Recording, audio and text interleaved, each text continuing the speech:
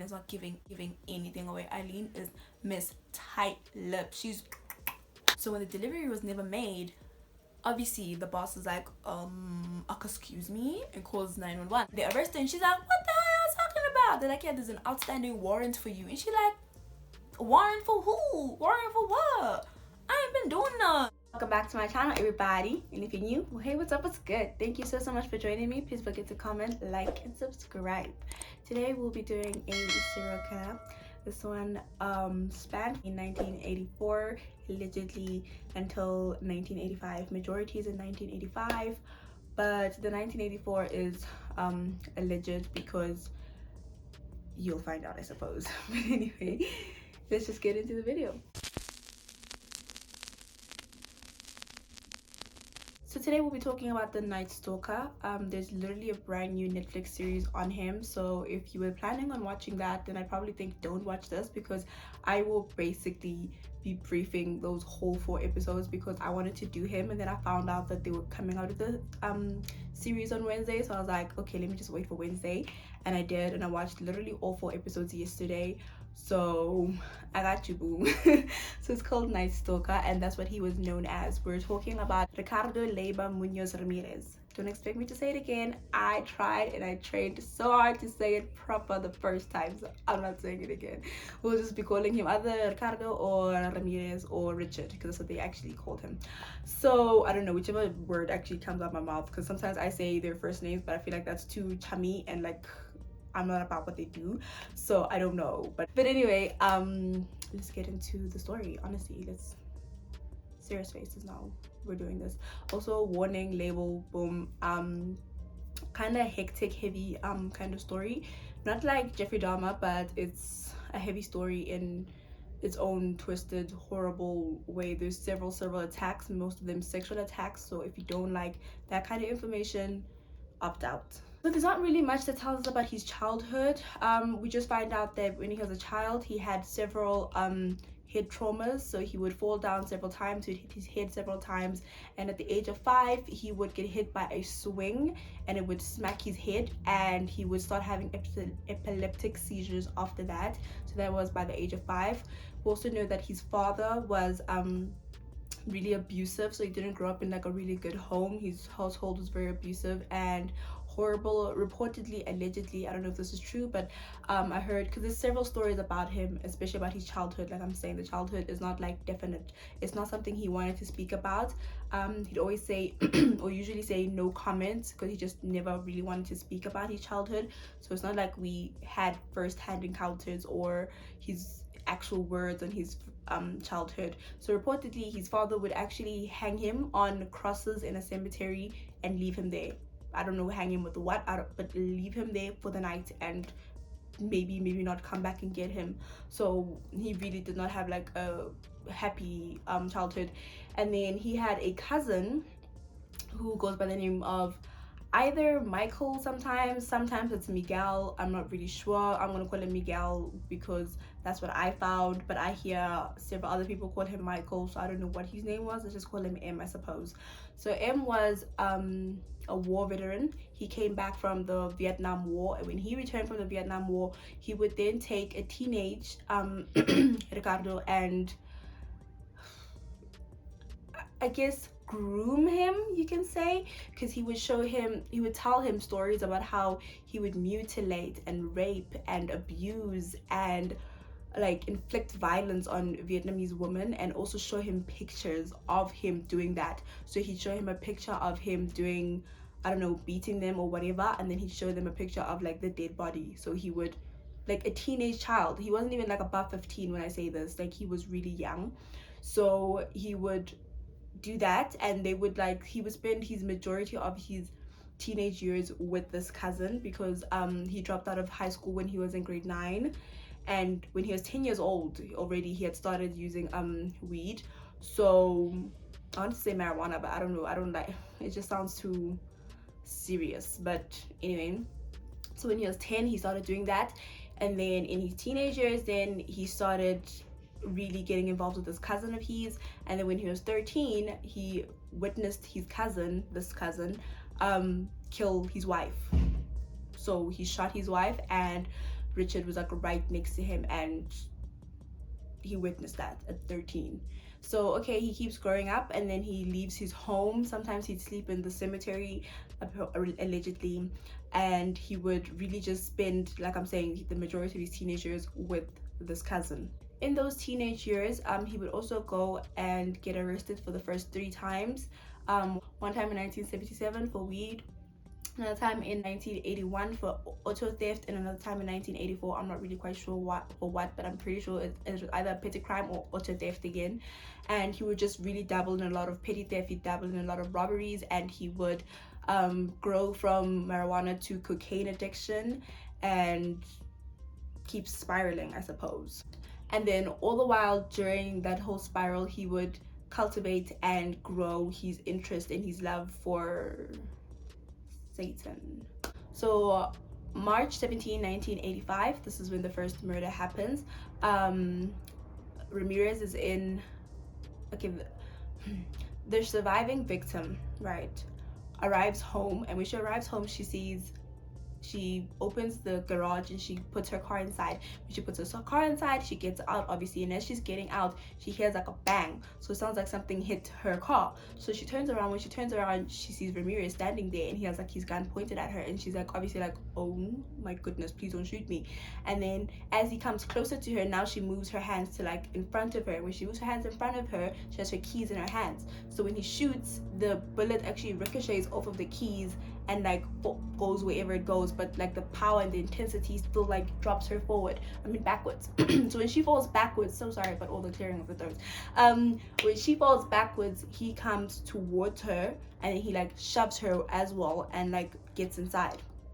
So when he gets inside through the back, this is the back entrance, she starts running towards the front entrance. When she's running towards the front entrance, she has another gunshot, and now she really starts running because she has a roommate. And then when she eventually gets to the corridor and she gets to approaching her front door, he actually comes out the front door, and then she like stops, and she's like obviously like, oh snap. And even he's like, oh, you again, you know? And he pulls his gun out again, and he acts like he looks like he's gonna shoot her again. And she goes, listen, you've already shot me once, are you honestly genuinely going to try and shoot me again? And then he just like shrugs it off and like puts his gun down and walks past her. Doesn't run, doesn't, just walks right past her. She continues to run inside, and when she gets inside, she sees her roommate on the floor dead. And then a few hours after this exact incident, cops find another body, and when they find another body, it's linked to him again. And this woman, she was in her car and she was driving, and then he gets to her and he like pulls her out of her car. And when he pulls her out of her car, he like drags her out and then shoots her in the chest. And that's his second victim, literally 2 victims in one night. Yeah. 10 days after that, he goes to a couple's house, shoots the husband in the temple while he's on the couch. Then he goes to the bedroom and he finds the wife, and the wife was found raped, stabbed near her private part, and her eyes are like gouged out, like they literally dug them out. And then there's like $40,000 worth of jewelry and money that's stolen from the place. His footprint is found outside of the bathroom window because he entered through the bathroom window, so his footprint is found there. Well, his shoe print is found there, and that's like the first key thing that they find about him. And you're gonna find out later that it's gonna be like one of the binding agents that they have into figuring out who this serial killer is. A few days later, Ramirez strikes again, and this time he goes to a bedroom window and he like pulls it open. And when he pulls it open, it's the bedroom of a 6-year-old girl. And then he like takes the 6-year-old girl, and she says, because she survived and now she's older, and she was like, she's not really sure why she didn't like scream or anything, but she said he just felt kind of like familiar to her 6-year-old self, so she supposes that's why she just went with it. Not also to mention that she was sleepy, because she was like sleeping when he got there. So he takes her, he puts her in a duffel bag, no, he puts her in the car, and when he puts her in the car, he drives to wherever he's driving to. And then when he gets there, he puts her in a duffel bag, and then he gets inside of the house. And then he takes her out of the duffel bag, obviously, and then he proceeds to rape the poor girl. And she'd constantly have to ask him to stop so she can use the bathroom. She didn't really need to, she just rather actually just needed a break, obviously. So this happens quite a few times, and then eventually when he's like satisfied or whatever, he takes the girl and he puts her back in the duffel bag. And takes her back into the car, and then obviously takes her out of the duffel bag, and they drive off. And then he gets to like a curb, and when he gets there, he opens the door. He's like, get out, there's a garage on the other side of this curb, go there, call 911, call your parents, tell them to come get you. And he leaves her. After this, there's like several accounts of this happening to children. They get stolen from school, from their houses, from playgrounds, from anywhere. He would just pick up random children, girl, boy, he doesn't care. He just pick up a child and do this exact same thing, and then constantly be sexually assaulted and then dropped off somewhere, sexually assaulted, dropped off, and that was just how it went. And this was like a constant cycle within March, probably even April, who honestly knows, but yeah, it's just a constant cycle. So then in May, there's another couple that is now the victim. The husband is found shot, and then the wife also is beaten, raped, and then shot. But then the husband, right before he passed on, he actually got to call 911, and that is what saved his wife's life. So he called 911, and then the cops obviously were more notified, and then she had a better chance because when the police arrived, she still had a pulse and they were able to save her. But the husband, it was just game over after he called 911. At this point now, he's left quite a few shoe prints. So it's the first one that I actually told you about, and then it's the one outside the child's house. And then also there were photo sketches of him, obviously from the roommate of the first victim, and also from the children. The children would all like have, I guess, similar sketches, and or point out a sketch that was drawn previously by the surviving roommate. So they had sketches of him, and they had his shoe print, because the problem is that he kept moving around, and there's different departments in the California district, if I can call it a district. I'm not from America, so please don't come for me.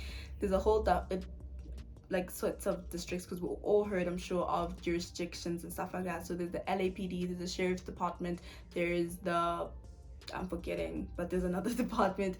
There's different departments. So sometimes he'd be in the LAPD's jurisdiction, sometimes he'd be in the sheriff department's jurisdiction, you see. So through the shoes and through the sketches, that's how they started to realize that, oh, this might be the same guy in all these different jurisdictions. So towards the end of June, there's a victim found, and she has a slashed throat and stabbed wounds. 4 days after that, there's another victim, also slashed throats and stab wounds.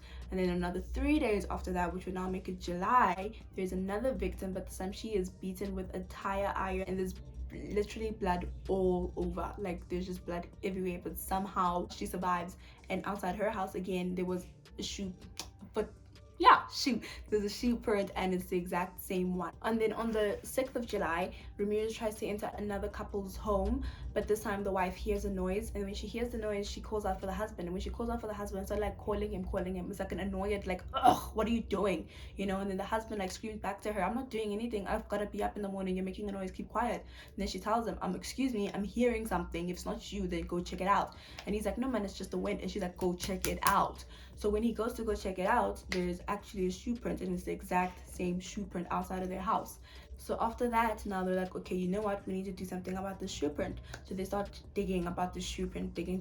They find out that it's an Avia shoe, and the Avia shoe, at that time, not many shoes made soles like the back of the shoes like this, because I know right now you're gonna be like, okay, several Adidas look like this. They didn't start making them looking like this just yet. Remember, it's 1985, so they didn't really look like this yet. So this was an Avia shoe, and it was the only shoe that had a back like this. And then they're like now searching, okay, how many came to America? And then they find out a certain number came to America, but only so many came to Los Angeles. And when they found out how, and they're like, okay, fine, from the description from victims and from survivors, they're like, it's black. So they're like, okay, how many black ones came to LA? Literally only one black one came to LA. So they're like, okay, this has to be him, this has to be, you know, if we find someone wearing this shoe, we definitely 100% know it's him. It's a size 11, I think. They're like 100% it's him, because there's no other black ones in LA. So it's not like they can find out who bought it, who purchased it, where, and whatever, but they just, at least they know that. That's like their mini breakthrough for now. So they don't tell the news about this, they don't tell anybody about this. It's like a inside job, inside only they know. Once they connect the shoe and everything, they find out that there was another case that happened in May, and this time it was 2 elderly ladies, and one had passed away actually, and then her sister had survived, just barely made it. And on the wall was literally a pentagram. If you don't know what a pentagram is, I'm so sorry. I don't want to have that photo on my phone, but I will show a photo of him having it on his hand over here, because just getting the picture alone, I'm sorry, I'm not gonna do that. But that is what it is, that thing on his hand. So it's that circle with the 7-point star. Pretty sure we all know that's very satanic, like the pits of Satanism. We know this. So yeah, he drew that on the wall. Then on the 7th of July, a police officer hears a noise at like 3 a.m. And then when he like goes to now search his whole house, because he actually feels like he's being paranoid, because he was working on the case. He was a detective on the case. So he feels super paranoid, and he's like, okay, maybe I can't call the cops, because if I call them and then I get back up and they come here and there's nothing, they're gonna think I'm like literally like losing my mind over this case. So he like searches his whole house and there's absolutely nothing there. So he's like, okay, whew, and he goes back to sleep. But then a little later, he gets called by his neighbor or something like that. And then when he comes, he's like, what's going on? And she's like, the lady literally across from you has been raped and beaten.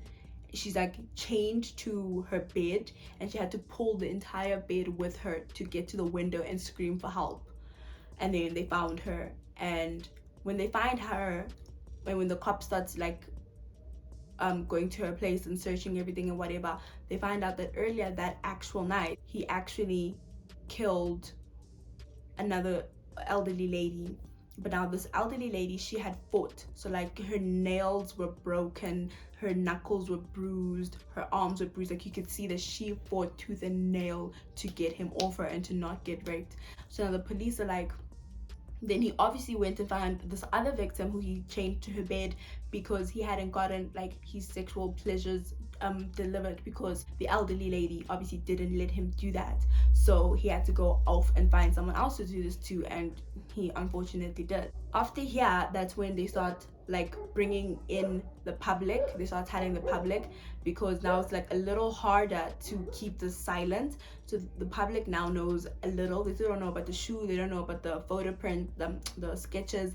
They just know like enough, obviously, because this is all gone on in like a few months of each other, not even like more than 5 months at this point. So they set up hotlines and stuff like that, and like these hotlines are going off, like people are calling left, right, and center. A few days before that, or maybe it was, I don't remember what the date was, dang it, but a few days before the 9th, a suspect gets pulled over in a vehicle, and while the policeman is still trying to like speak to the person, because usually they speak to you and then I don't know what they do there at the back, whatever happens at the back. So he spoke to him, and then it actually turned out to be Ramirez, but he didn't know that obviously. So he spoke to him, and then as he turned to go do goodness knows what they do at the back there, Ramirez gets out the car and he draws a pentagram on the back windshield, and then he like runs, takes off, and they never find him. They just take the car, and when they see the symbol, they impound it and they put it in like the police impound place and whatever. And they even write there, don't process for fingerprints, process for fingerprints, process for fingerprints. That actually never happens. So July 9th, they finally are like fed up that nobody's telling them what's going on. Like the detectives are fed up that no one's telling them what's going on with that car. Like, we really need the information from that car, we need the fingerprints. And then by the time they finally get someone who's like, oh fine, here's the car, they find out it's been sitting outside for days and days and days. So obviously the fingerprints are evaporated, gone, boom, poof. But what they do find is a dentist card on the floor inside the car. And when they find it, they're like, okay, we have to go. So it's in Chinatown. They go there, they go to the dentist. He's like, oh yeah, this guy did come in, his name is Richard, but he wrote an incorrect surname. He's like, yeah, it's Richard, yeah, he came in. And they're like, okay, fine, we're gonna put some men here. So they put them in there, but they never actually, like, Richard doesn't come back. But then they find out that he actually should come back because he has a messed up tooth that's like probably like hurting him. So the day they finally decide to like remove the men, it's in the LAPD's jurisdiction. So the LAPD puts like a little alarm thing near the dentist's place so he can press it and the police are supposed to come.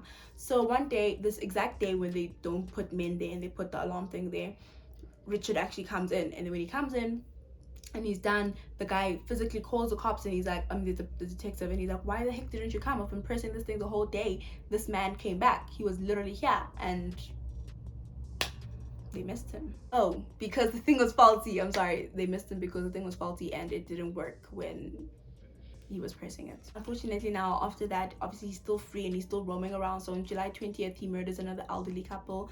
The father's head is literally almost decapitated, and the wife's head is like blown off. I don't know if it's like clean off or not, but that's what the daughter said, that the head was blown clean off.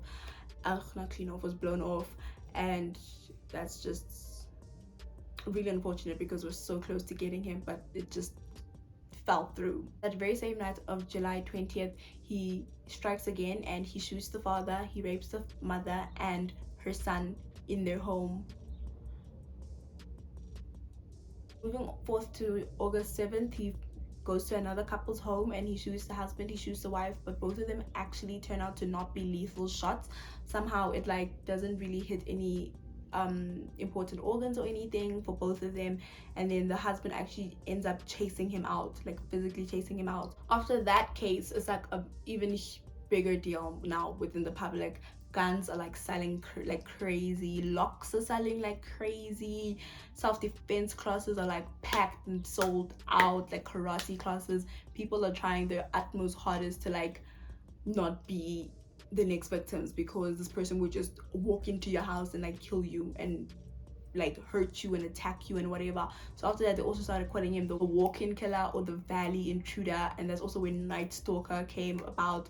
But somehow Night Stalker stuck more than the other ones. I feel like walk-in killer kind of makes more sense as well, because he didn't really stalk anybody, he just walked in and killed or abused or whatever, you know.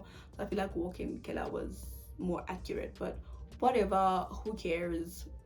That's what happened in that time frame. And at the same time, I heard someone say that it was a very like bad time because it was really hot that summer, but now people couldn't even sleep with their windows open because that was enough. That was literally enough to have him just glide right in. And then on August 8th, he goes to another couple's home. The husband is shot in the temple, the wife is sexually assaulted, and while he's doing this, he's like, don't look at me, don't look at me.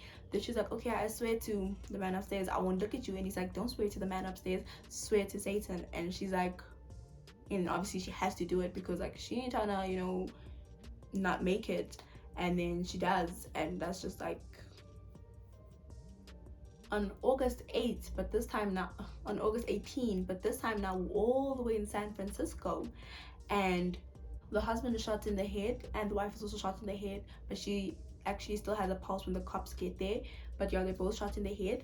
And then instead of leaving or whatever, no, Ramirez goes to the fridge and he gets some food and he eats some food.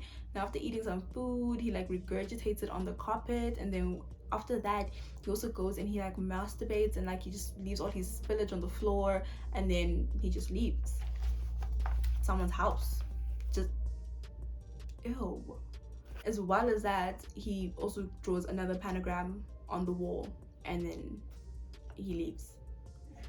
After this, the mayor of San Francisco, because everyone, as soon as that broke out within the police, it obviously got to the ones in LA, and they were like, no way, no way this man has already left California, like no way.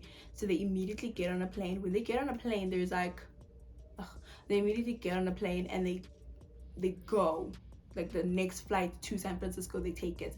And then obviously they start sharing details between them and the San Francisco police and whatever, all their departments or whatever. And then the most uneducated thing to do happened. The mayor of San Francisco then takes all that information and she like divulges it to the public, every single piece. And I mean, that's not that bad obviously because the public has a right to know, but the problem is that now she also told the things that they weren't telling the public so that he wouldn't find out, because there's small things that would happen and you would pay and and the police would realize that he knows what's going on. Like he listens to the radio, he listens to the news, he reads the newspapers.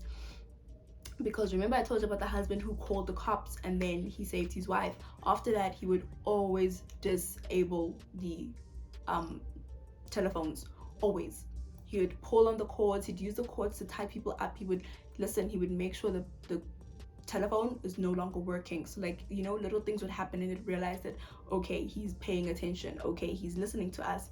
So imagine how she just divulges everything about the shoe, about the guns, because there was a certain bullet that he had that had like a red inside, like in the middle. Like if you've seen a gun, there's normally two thingies. There's like a circle and then an inner circle. So the inner circle had like red in it, and also the calibers and whatever. I never mentioned that stuff, guys, because I don't know the difference. I know I'm gonna mess up the numbers, but yeah, you know, the calibers and everything. She just like word vomit everything, poof, gone out. Whew. And then obviously the LA detectives were like so frustrated now. They're like, why would you do this? Like, why would you do this? Like, if he changes his shoe, we're done for. Buys new bullets, we're done for. You know, it was just simple small things that we can't remake or stuff like that. So it was just, that was just very frustrating for them. August 24, another couple is attacked. This time they're like fiancés. So the male fiance is shot and then the female fiance is sexually assaulted and harmed. But there's a witness who sees him leave and sees him get into the car. When he gets to the car, he like writes down the number plate, almost like a partial plate, doesn't get the full thing, but he knows the car, like the name of the car and the color of the car and this partial plate. So that's like enough. So he goes and he tells the cops when the cops obviously arrive to check out what happened to the victims. So then he tells them this, and then when this finds out, when this news is known, he leaves the car and they find it abandoned. And when they find it abandoned, they find a partial print on the rear view mirror, obviously from probably changing it or whatever. So they find it on the rear view mirror, and then they can't really do much with that partial print just yet, because I mean it's 1985, their fingerprint stuff was not that high tech, but it's good enough for now, you know. And then at this point the police actually start really involving the public, because I mean the mayor has told everybody everything. I'm so sorry, this actually happened before the previous murder I just spoke about. So they were like, you know what, the mayor already told them everything, let's just involve the public, we don't have much of a choice. So they have a whole conference and they tell them about the shoe, they show them the sketches, and the sketches are like all over and they're everywhere. So the hotlines are still there, so the hotlines obviously now even go more crazy.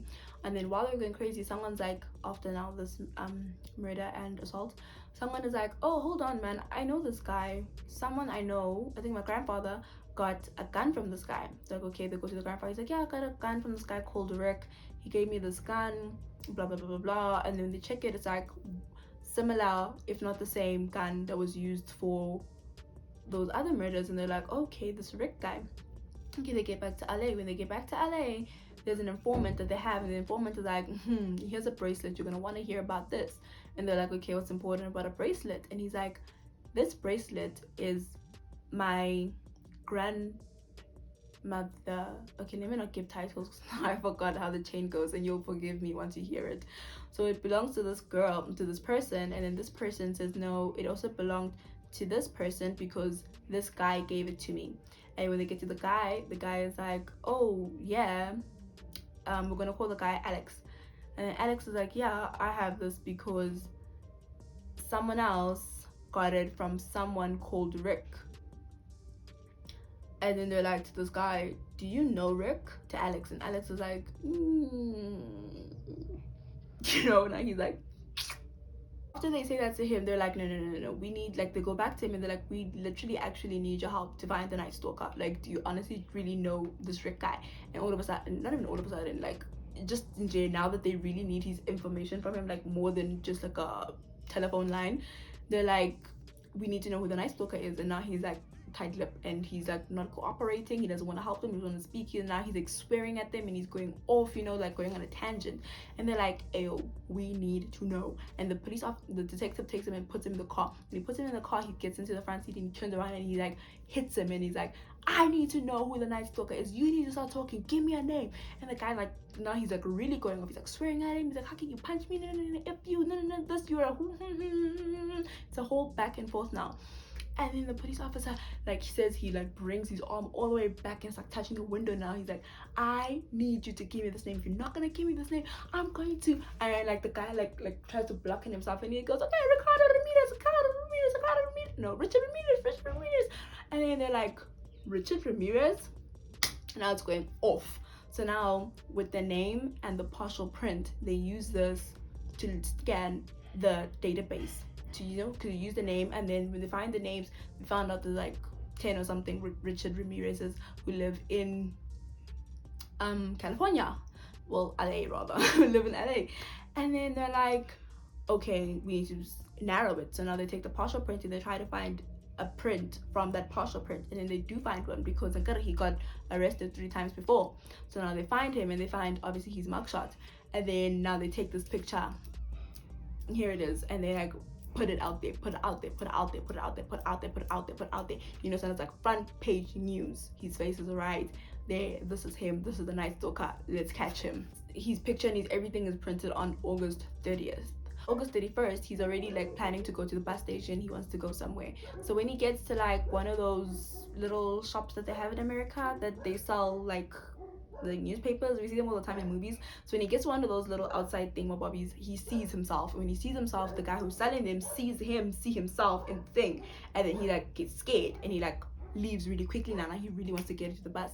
Gets into the bus. When he gets to the bus, obviously everyone's like now holding a newspaper, so everyone is like, oh snap, because I mean he's not that hard to point out because he really like his hygiene was null and void, non-existent, and he had like horrible teeth, and like he was not hard to spot, and apparently he had the most like evil dark eyes. I'm gonna put a picture that they kept zooming in on the Netflix thing, and I was watching this in the pitch black of the night, and I was like, can you stop?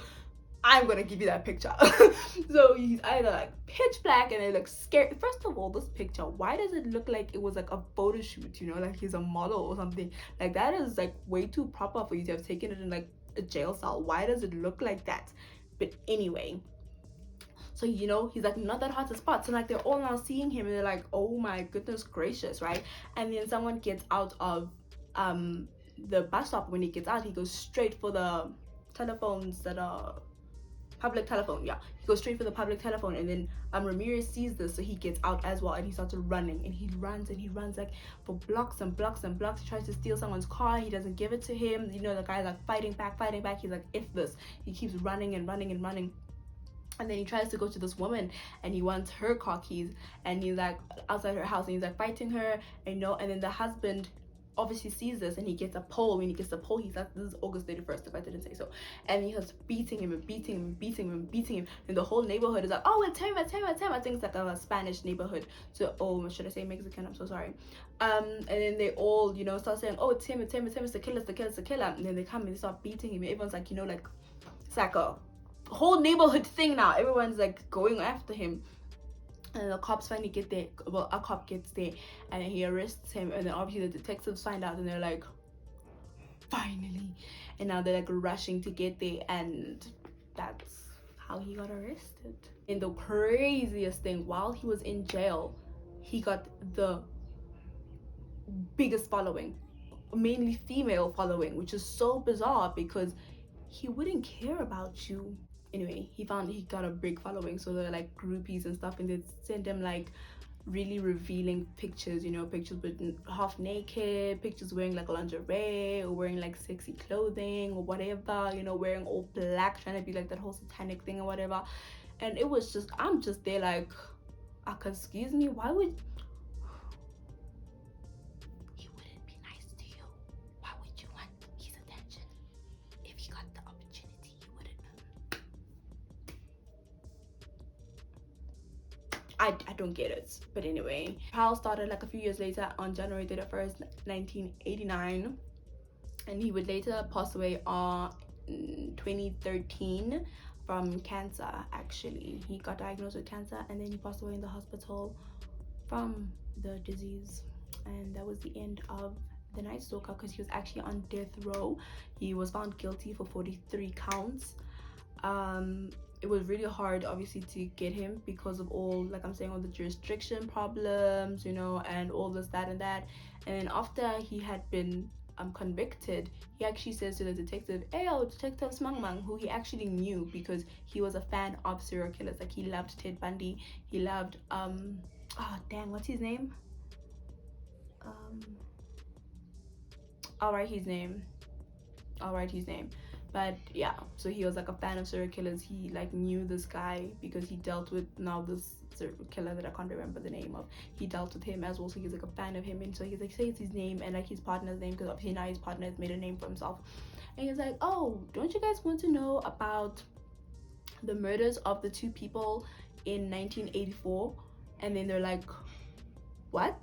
And then he like just tells it casually to them, you know, that he murdered two women in 1984, blah blah blah blah blah blah.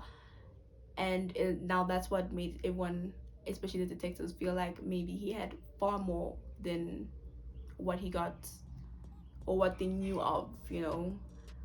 Probably way more assaults, probably way more attacks, way more kidnappings of children than assaults and then droppings. Like there's probably actually quite a lot that actually happened between that time in 1984 and what was it, March of 1985. But yeah, Ramirez was actually diagnosed with conduct disorder and psychopathy. But psychopathy, like I said, is not really in the DSM-5. It's like antisocial personality disorder, but way more extreme. And then there was a video about some psychologist guy who, so obviously he wasn't there at the time and everything, but he said he would diagnose him with antisocial personality disorder. Like I'm saying, that is what psychopathy actually is, just a very extreme version of a narcissistic personality disorder. I'm not really sure about the narcissistic one. I mean, though I haven't done my master's, so I have no rights to go against what he's saying. And just from my point of view, from my perspective, so I'm not saying he's wrong because I have no right. I'm not anywhere near the psychology level that that man is in. But I personally would not say narcissistic. I don't know. I don't really see it. I don't see how it would work. Obviously, the antisocial personality, yes, of course, 100%. Conduct disorder, that would make sense, especially from like his earlier years and stuff like that. And the physical parts of his attacks, that would also make sense. So yeah, that is what he was diagnosed with. Again, I'm not telling you diagnosis to tell you that people who have this are serial killers. I'm just only, not only, but majority doing serial killers who have actual diagnosis, because I'm so tired of regular people who just wake up in the morning and shoot someone, being labeled as having a disorder. That's not how disorders work. That is the main focus and what my main point is. It's not how it works. Okay. But yeah, this was that story. So thank you so much for watching this video. Please don't forget to comment, like, and subscribe. And I will see you next week. Bye.